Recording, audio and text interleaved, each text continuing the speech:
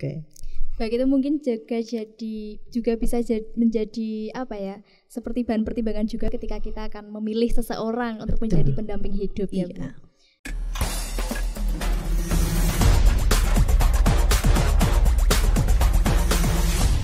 Assalamualaikum warahmatullahi wabarakatuh. Selamat pagi pemirsa podcast KK Media. Kembali lagi bersama saya Vika yang akan menghadirkan salah satu narasumber yang sangat menginspiratif dan pastinya jawaban yang akan disampaikan oleh beliau adalah jawaban-jawaban dari kita semua yang akan melakukan pernikahan. Jadi tema hari ini kita akan membawakan tema pernikahan. Nah, untuk narasumber hari ini kita menghadirkan salah satu seorang dosen dari Prodi Hukum Keluarga Islam dengan Ibu Ulin Nakmah, dengan Ibu Dr. Ulin Nakmah Magister Hukum Islam. Benar seperti itu ya Bu? Benar. Mungkin bisa menyapa pemirsa podcast KK Media di rumah. Assalamualaikum pemirsa podcast KK TV. Selamat bertemu dengan saya, dosen Fakultas Syariah IAIN Kediri, program studi Hukum Keluarga Islam. Benar sekali.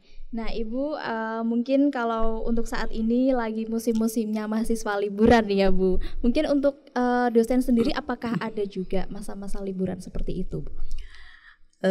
Masa-masa liburan untuk dosen ya libur tidak mengajar Mbak.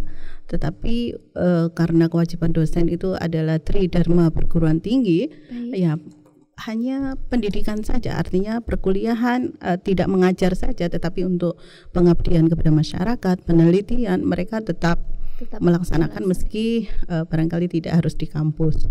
Kebetulan kalau saya karena dengan dosen dengan tugas tambahan, maka setiap hari saya ngampus.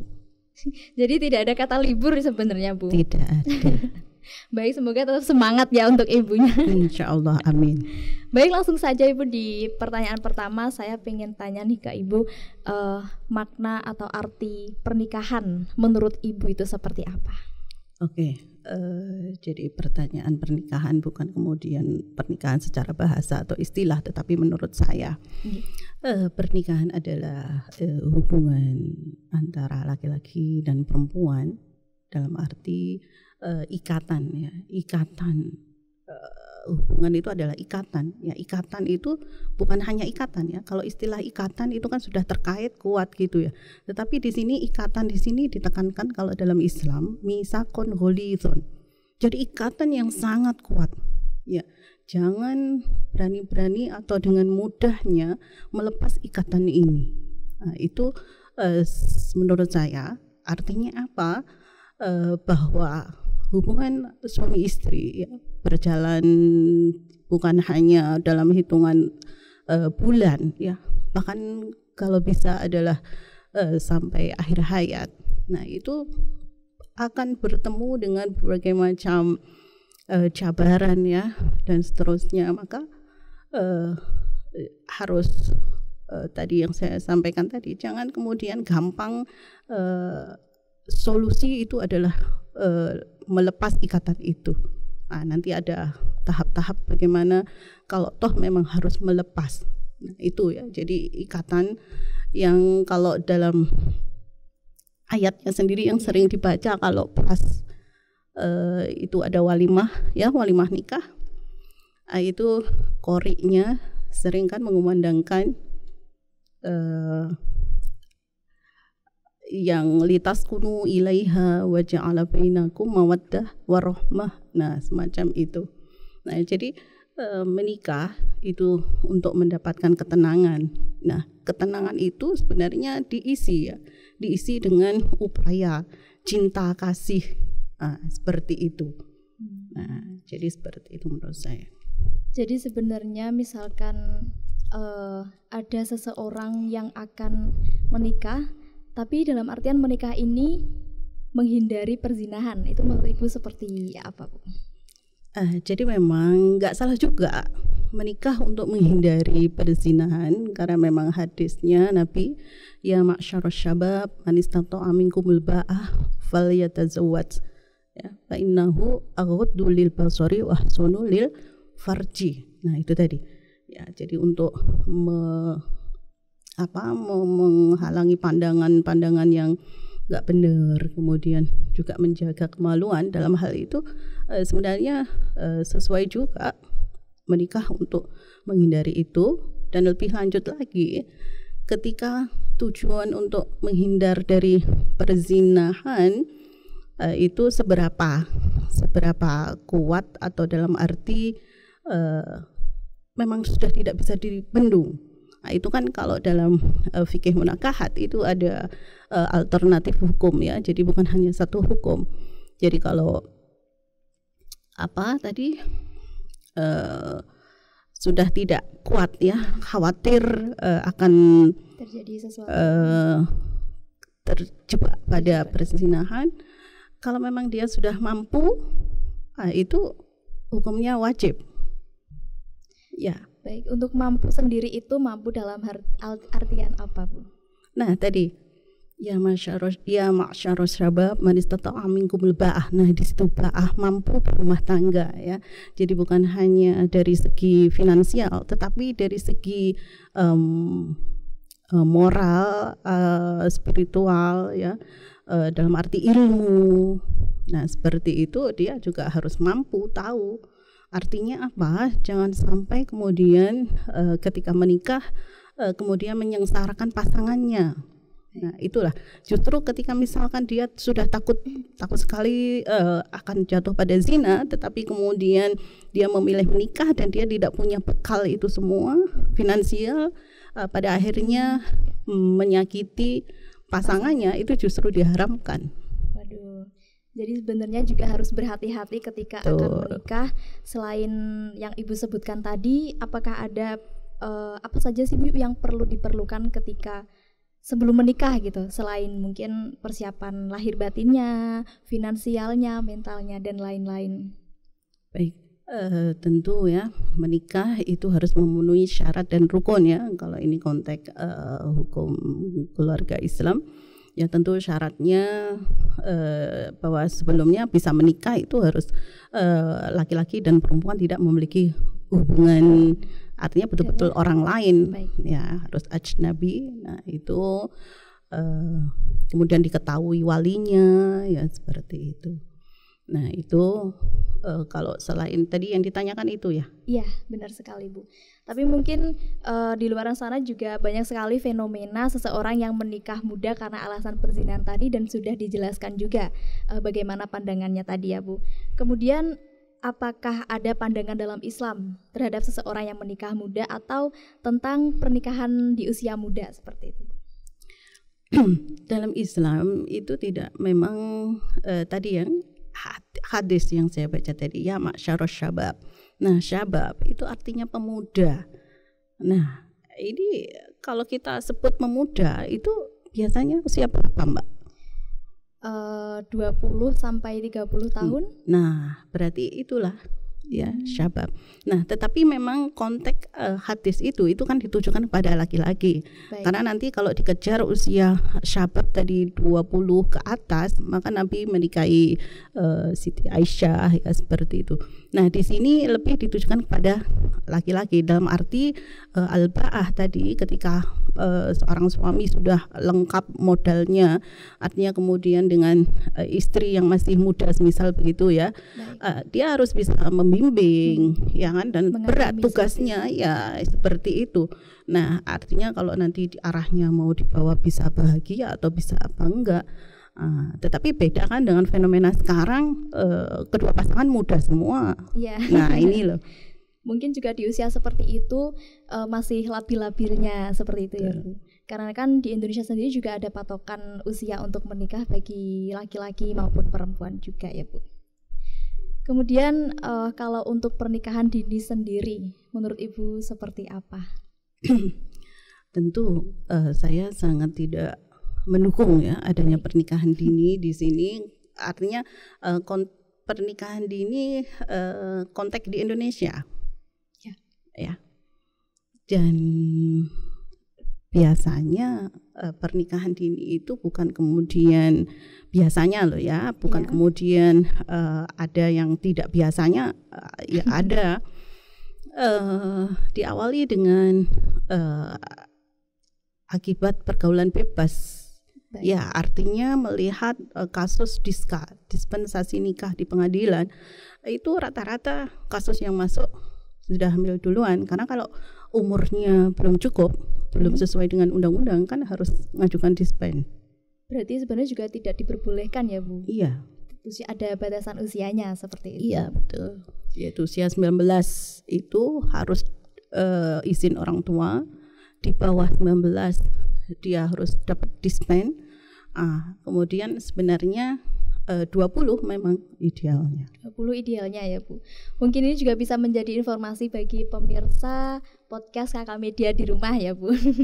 Kemudian menurut Ibu pastinya kan ada dampak tersendiri dalam pernikahan dini di dalam rumah tangga seperti itu. Menurut Ibu seperti apa dampaknya? Ya tentu, kalau tadi yang saya sampaikan karena bukan motivasi, artinya dia menikah karena ada accident, tentu dia menikah itu belum dengan persiapan atau tanpa persiapan, maka yang terjadi dia juga nggak membayangkan nanti itu ketika saya menikah nanti saya akan menghadapi seperti ini dan harus saya hadapi dengan apa. Dia tidak, maka akan banyak terjadi shocking kan dia dalam menjalani kehidupannya, dan itu kan insiden ya, maka juga reaksinya pun juga spontan ya, tanpa berpikir panjang ya, yang ada hanya emosi benar, karena balik lagi kalau menurut saya di usia yang masih labil 20 atau belasan tahun itu ya masih labil itu tadi ya Bu. Nah kemudian idealnya kalau di Islam itu menikah pada umur berapa Bu, ada atau tidak ya? Seperti tadi yang saya sampaikan, sebenarnya kalau kalau yang dimaksud angka itu tidak ada. Tetapi kembali tadi ya masyarus sabab, tadi Mbaknya jawab 20-an. Nah itu, tetapi tadi sudah saya jelaskan itu untuk laki-laki ya. Kemudian kalau untuk usia-usia seperti itu yang pastinya sangat riskan sekali untuk menghadapi resiko apapun ke depannya seperti itu ya Bu. Betul. Kemudian apakah ada ciri-ciri seseorang yang dikatakan ideal untuk menikah selain dari persiapan finansial, fisik, mental dan lain sebagainya? Ya, untuk ciri-ciri ini berlaku baik calon mempelai perempuan maupun mempelai laki-laki ya. Jadi memiliki hak yang sama sebelum menikah ya, untuk kemudian memantapkan hati kira-kira sampai akhir hayat nanti bisa mendampingi satu sama lain dengan penuh kasih sayang. Itu memungkinkan atau tidak. Itu kan sebenarnya kalau dalam Islam ada konsep khitbah. Nah itu sebenarnya untuk ta'aruf. Tapi kalau dalam tradisi kita atau kebiasaan yang ada di masyarakat, itu kan istikharah ya, istikharah. Nah istikharah itu sebenarnya bukan hanya kemudian sholat, tetapi ada istikharah bil hal. Jadi kita investigasi ya. Baik. Atau kalau istilah Jawanya ada mati itu ya, jadi kita harus menyelidiki di kesehariannya seperti apa ya, atau jangan-jangan di depan saya aja dia manis ya kan, tetapi sama orang tuanya suka bentak-bentak misalkan ya. Begitu. Nah itu sebenarnya lebih bukan hanya istikharah ya, yang terpenting itu menginvestigasi itu tadi, memang harus hati-hati di situ. Baru kemudian untuk memantapkan itu kita sholat istikharahnya ya, itu tadi ya Bu. Jadi mungkin kalau di masyarakat itu yang lebih familiar mengenai sholat istikharah adalah sholat di antara dua pilihan, atau yang benar itu untuk memantapkan satu pilihan. Untuk memantapkan satu pilihan. Baik, berarti kalau mungkin saya tuh seringnya menjumpai seseorang yang akan menikah itu sholat istikharah karena terdapat mungkin dua atau beberapa pilihan. Makanya mereka juga memilih sholat istikharah untuk mengetahui siapa sih jodoh saya, seperti itu. Gimana itu nanti? Tanda-tanda kemudian ya, dipilihkan yang A atau B, gimana itu nanti dengan sholat? Kalau sepengetahuan saya membaca atau dengar dari pengalaman orang-orang yang sholat seperti itu Bu, nanti ada muncul inisial atau mungkin seperti raut wajahnya seperti apa seperti itu. Tapi saya belum pernah mencoba Bu, jadi saya belum tahu benarnya seperti apa. Ya bisa juga. Tetapi kalau menurut saya yang itu lebih pasti ya istikharah itu ya bilhal, baru kemudian untuk memantapkan adalah sholat. Ya, jadi bukan kemudian sholat untuk dipilihkan dua itu. Tapi kalau berbicara mbaknya tadi tentang isyarah ya itu setelah sholat misalkan ya kita sholat tahajud ya seperti itu, kemudian kita sedang menjalin dengan seseorang ya, ini bagaimana, mantap atau enggak? Itu pernah ya dalam zikir ya, pas zikir itu sejenak seperti ya macam-macam lah, mungkin masing-masing person berbeda. Cuman saya pernah itu mengalami seperti kemudian saya ditarik di suatu tempat, di situ kemudian saya dipertontonkan sebuah kolam ikan hias ya, ikan hias itu kan indah dipandang gitu aja ya. Seperti itu. Nah sebaliknya ketika yang cowoknya itu dia mimpi itu melihat bintang. Akhirnya sama pamannya, wah jangan, artinya karena konsep relasi di masyarakat kita itu masih patriarki ya, jangan sampai kemudian laki-laki di bawahnya perempuan. Nah jadi di sana ibrahnya seperti itu, memaknai mimpi melihat bintang. Nah seperti itu bisa juga. Tapi mungkin kalau di Jawa sendiri juga ada seperti perhitungan weton seperti itu. Iya. Menurut Ibu enggak pakai. Gimana? Saya kebetulan kalau saya enggak yang seperti itu. Kalau menurut saya yang itu bagian dari klenik ya. Dan Islam tidak ada itu. Tidak menganjurkan sebenarnya, Bu. Iya. Nah, kemudian cara memantapkan hati ketika ingin memutuskan menikahi seseorang itu dengan sholat istikharah ya Bu. Kemudian ketika akan menikah pastinya semua pasangan yang akan menikah membutuhkan bimbingan pranikah, entah itu kesiapan emosionalnya atau mungkin finansial atau cara menghadapi masalah yang lain ke depannya. Nah, apakah bimbingan pranikah itu berpengaruh besar dalam kehidupan rumah tangga itu, Bu? Sangat berpengaruh, dalam arti begini Mbak, ketika background keilmuan masyarakat awam atau bahkan mungkin kalau di IAIN Kediri ya yang bukan fakultas hukum keluarga syariah prodi hukum keluarga itu tidak mendapatkan ilmu-ilmu tentang itu, sehingga di bimbingan pranikah itu diberikan ya ilmu-ilmu sebagai bekal mengarungi kehidupan berumah tangga ya, termasuk psikologi keluarga. Kemudian tentang kesehatan reproduksi ya, kebetulan kemarin Fakultas Syariah Prodi Hukum Keluarga kerjasama dengan Kemenak Kota Kediri dalam melaksanakan kursus pranikah itu. Ya, dan kalau bertempat di kampus kita di mana, di perpus itu, di TEPD, di aula lantai 2 TEPD. Kemudian kalau untuk akan menikah sendiri itu Bu, bimbingan pranikah bisa kita dapatkan dari mana itu Bu? Kita nyari sendiri atau mungkin kita kan pasti kalau menikah perlu daftar ke kantor urusan agama ya? Dari sana atau seperti apa Bu? Ya, otomatis nanti pihak KUA-nya nanti yang mengkoordinir mereka untuk mendapatkan kursus pranikah itu. Jadi sebenarnya ada sendiri seperti kelas bagi pasangan yang akan menikah. Betul, seperti pembekalan itu. Nah, kemudian Ibu, bagaimana pola relasi suami istri yang dapat menciptakan hubungan yang harmonis serta awet seperti itu Bu? Iya. Nah ini loh, ini sebenarnya yang menjadi persoalan di masyarakat kita, ya masyarakat luas Indonesia.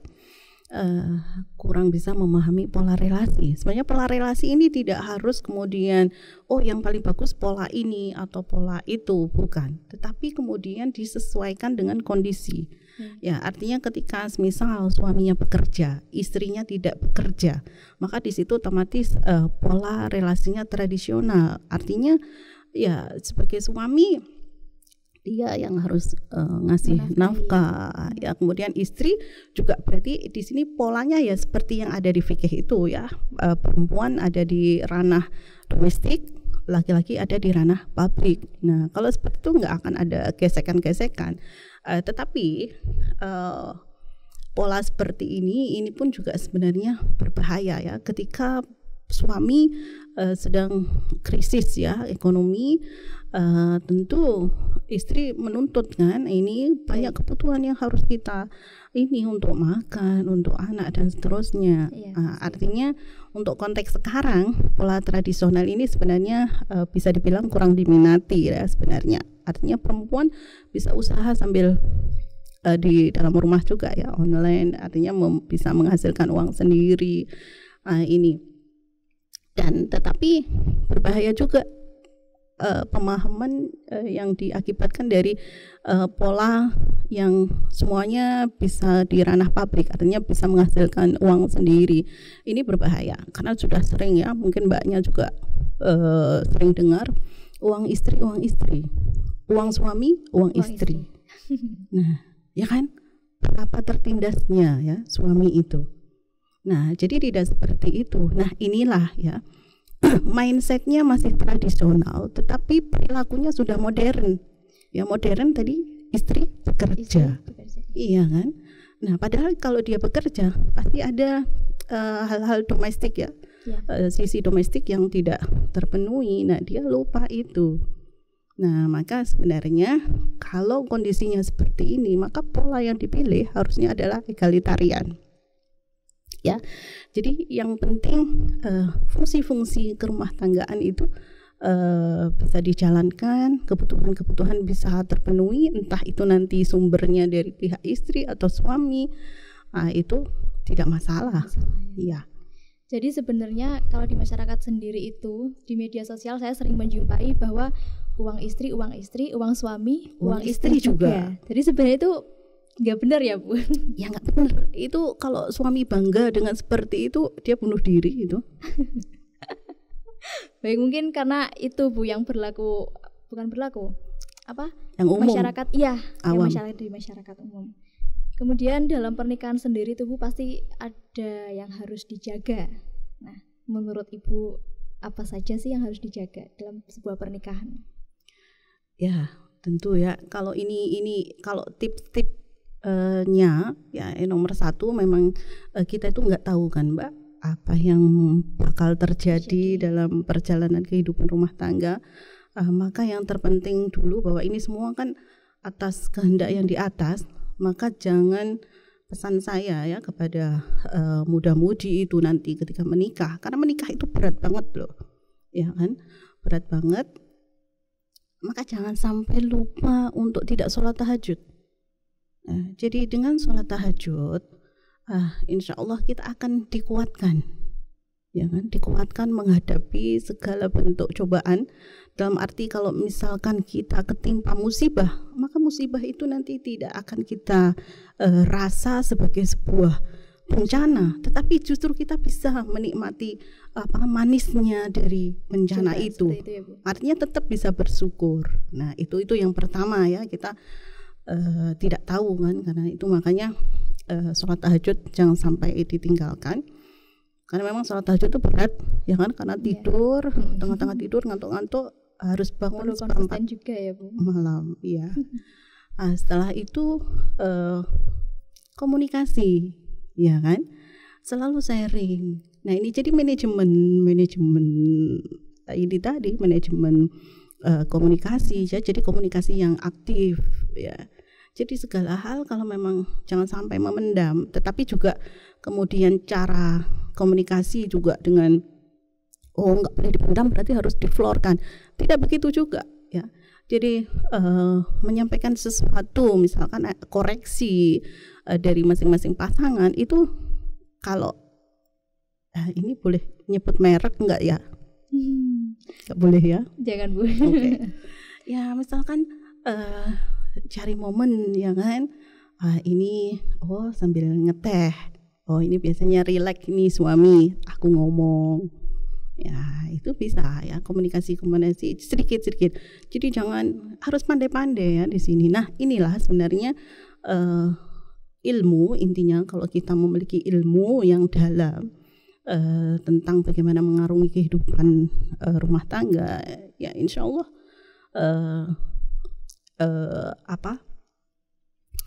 akan bisa langgeng ya. Kemudian juga harmonis, ya harmonis itu tadi itu ya mawaddah tadi itu.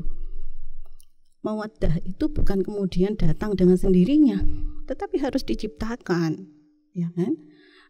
Misal begini ya, jadi kalau awal masih menikah atau pengantin baru, wah itu masih salim, cipika-cipiki, wah masih nanti kalau sudah punya anak 2, 1, itu sudah agak berkurang. Maka pasangan yang satu itu kalau dia memahami itu maka harus mengingatkan, loh belum salim, oh minta cium dong. Nah itu tidak masalah. Nah itulah yang saya sebut tadi mawaddah itu bisa diciptakan. Jadi harus menciptakan, artinya ketika suami di luar, istri di luar, itu pengen cepat-cepat pulang. Nah akhirnya baiti jannati. Nah seperti itu. Baik, jadi sepertinya mungkin kayak ada salah satu pihak yang harus ngejar seperti itu ya Bu? Ya, jangan gengsi. Ya, siapa yang memang memungkinkan, ya silahkan. Harus ya, gitu salah ya, satu, Bu? Ya salah satu. Terus kalau menikah itu kan pasti banyak sekali tantangan yang berat ya Bu. Betul. Menurut Ibu seperti apa sih tantangan yang paling berat dalam sebuah pernikahan? Tentu saja ya, kalau misalkan teman-teman misalkan kalau pas ketemu di luar sebelum menikah itu kelihatannya satu sama lain perhatian, ya kan? Itu yang tampak yang manis-manis tadi ya. Tetapi ketika menikah maka aslinya nanti akan kelihatan. Nah, aslinya kelihatan tadi itu sangat besar kemungkinan itu bertolak belakang. Ya, atau ini bukan persoalan bertolak belakang, artinya secara natural saja ya, laki-laki dan perempuan perbedaannya. Perempuan cenderung rapi. Oke, kalau laki-laki rapi enggak ya? Kurang rapi. Nah, itu hal kecil. Kadang kita kebiasaan melipat, tolonglah bantu ini lipat. Itu juga bisa jadi masalah. Wah, lipatnya kok gitu, ini itu. Dicereweti. Nah, itu juga laki-laki suami kurang suka kan? Iya. Dicereweti itu. Nah, maka hati-hati ya. Artinya bersyukur saja ya. Oh, sudah mau bantu, gak apa. Ya memang disadari ya laki-laki seperti itu. Baik, mungkin supaya tidak terlalu memanas juga harus ada salah satu pihak yang adem seperti itu ya Bu. Betul.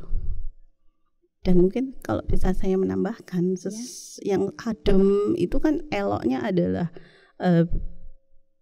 suami ya. Karena suami itu memiliki kedudukan atau derajat lebih tinggi dari perempuan. Nah, yang disebut dengan derajat lebih tinggi itu bukan kemudian laki-laki itu harus selalu menang, otoriter, seperti itu, seperti komandan. Nah, bukan, justru derajat. Kenapa laki-laki itu dibilang derajatnya lebih tinggi dari perempuan? Kata Imam Al-Ghazali ya, memaknai atau menafsirkan kata derajat itu bahwa laki-laki itu bisa dibilang derajat, ya memang kan laki-laki nggak suka baperan kan ya. Benar, yang suka baperan itu kan mesti perempuan lebih sensitif ya, seperti cewek-cewek. Nah makanya disitulah itu derajatnya yang lebih tinggi, dan karena nggak baperan maka kalau lagi marahan eloknya ya suami nggak usah ikut-ikutan marah. Iya betul. Dan istri itu kan nggak mungkin lah takut, wah ini lagi marah nggak berani aku mendekat. Ya mungkin 1-2 hari itu marahnya masih kental ya masih membara. Tapi kalau sudah 3 hari istri itu kan berharap pengen didekati suaminya itu sebenarnya gitu loh ya. Jadi silakan suami yang mendahului, jangan kemudian gengsi, kemudian ya itu sabar.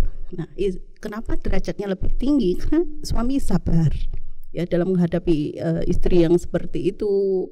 Ya artinya bisa memberi memaklumi istri, itu sebenarnya itulah derajatnya lebih tinggi. Tapi kalau suami yang mentang-mentang otoriter, dia nggak memiliki derajat yang lebih tinggi. Oke.